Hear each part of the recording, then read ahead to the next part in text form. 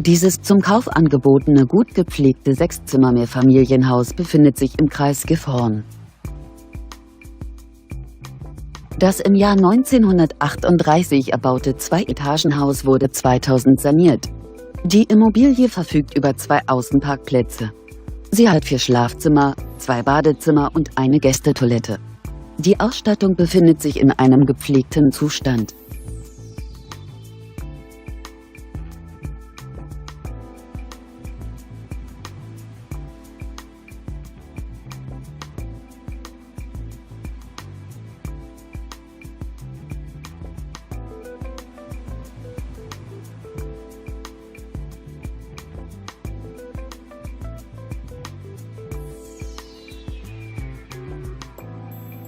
Auf einer Grundstücksfläche von ca. 500 Quadratmetern weist das Objekt eine Wohnfläche von ca. 197 Quadratmetern auf.